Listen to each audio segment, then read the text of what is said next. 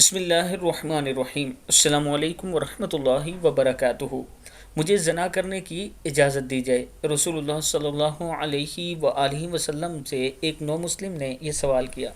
حضرت ابو امامہ رضی اللہ تعالیٰ عنہ فرماتے ہیں کہ ایک نوجوان نبی اکرم صلی اللہ علیہ وآلہ وسلم کی خدمت میں حاضر ہوا اور کہنے لگا، یا رسول اللہ صلی اللہ علیہ وآلہ وسلم، مجھے زنا کرنے کی اجازت دی جائے۔ لوگ اس کی طرف دیکھنے لگے اور اسے ڈانٹنے لگے اور اسے پیچھے ہٹنے کا کہنے لگے، لیکن نبی اکرم صلی اللہ علیہ وآلہ وسلم نے فرمایا، میرے قریب آ جاؤ۔ وہ نبی اکرم صلی اللہ علیہ وآلہ وسلم کے قریب جا کر بیٹھ گیا۔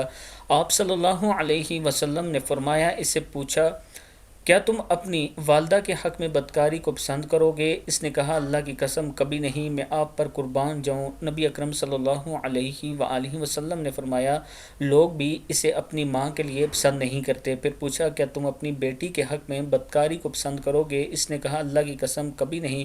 تو نبی پاک نے فرمایا، لوگ بھی اسے اپنی بیٹی کے لیے پسند نہیں کرتے۔ پھر پوچھا، کیا تم اپنی بہن کے حق میں بدکاری کو پسند کرو گے؟ اس نے کہا، اللہ کی قسم کبھی نہیں۔ تو نبی پاک نے فرمایا، لوگ بھی اپنی بہن کے لیے یہ پسند نہیں کرتے۔ پھر پوچھا، کیا تم اپنی پھپھو کے حق میں بدکاری کو پسند کرتے ہو؟ اس نے کہا، اللہ کی قسم کبھی نہیں۔ نبی پاک نے فرمایا، لوگ بھی اسے اپنی پھوپھی کے لیے پسند نہیں کرتے۔ پھر پوچھا، کیا تم اپنی خالہ کے حق میں بدکاری کو پسند کرتے ہو؟ اس نے کہا، اللہ کی قسم کبھی نہیں۔ نبی پاک نے فرمایا، لوگ بھی اسے اپنی خالہ کے حق میں پسند نہیں فرماتے۔